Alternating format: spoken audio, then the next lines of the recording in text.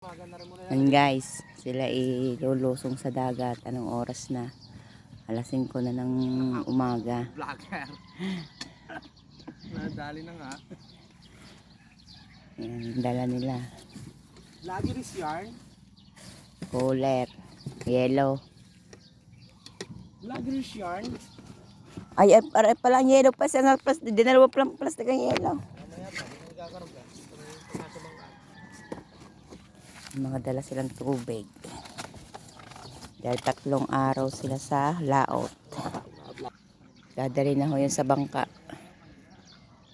Ang kanilang gasolina, 2 galon. Tutulungan na nating magbitbit. Kanya-kanyang bitbit. Nakang ang vlog. Arangkada na. Daan tayo din sa rumahan. Puntang bangka.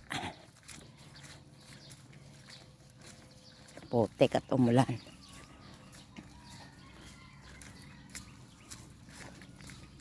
Ilog. Ayan. Iko.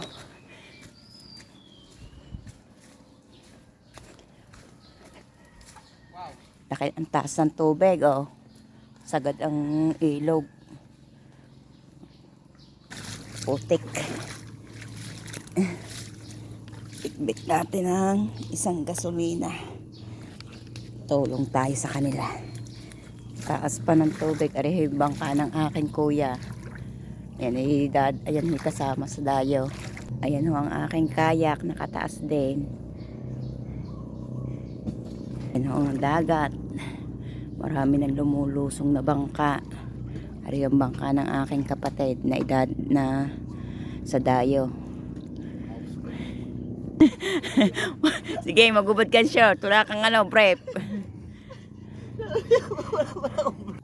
Mataas guys ang tubig. Kaya pala, paghubo ko yung malabay. Pa-comedy ka eh. Usungin nyo ng dalawa. Yan, usungin yata ng mga kuyang yelo eh. Ay, sila. Yellow. Wala pa itong bibigin. Kuya, unad yaw.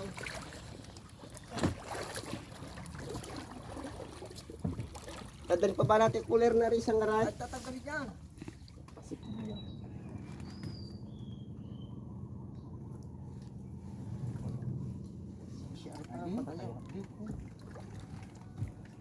Ang lagay ng yelo sa cooler.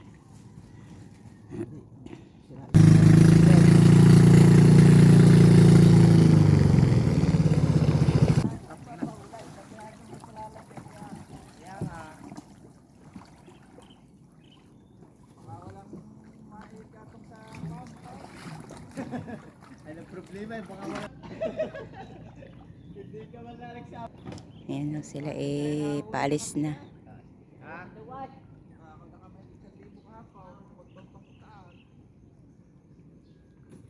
Doon ho sila dadaan papunta sa laot. Ayari hong aking kuya hindi pa naalis. Ari isang bangka din sa kuya ko ho. Bye bye, ingat kayo. Ayun, malayo na sila. Yan pa ang kuya. Hindi pa.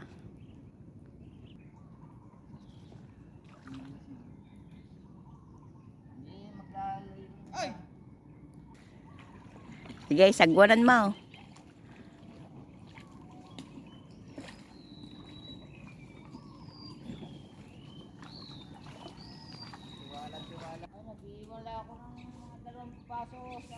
Bye-bye. Ingat kayo. God bless sa inyo. Makauwi kayo ng ligtas. Yun, ang isa kong mga kapatid nadudo na sa paglabas ng laot. Yun. Ang kuya nahuli pa. Ingat kayo. Bye-bye.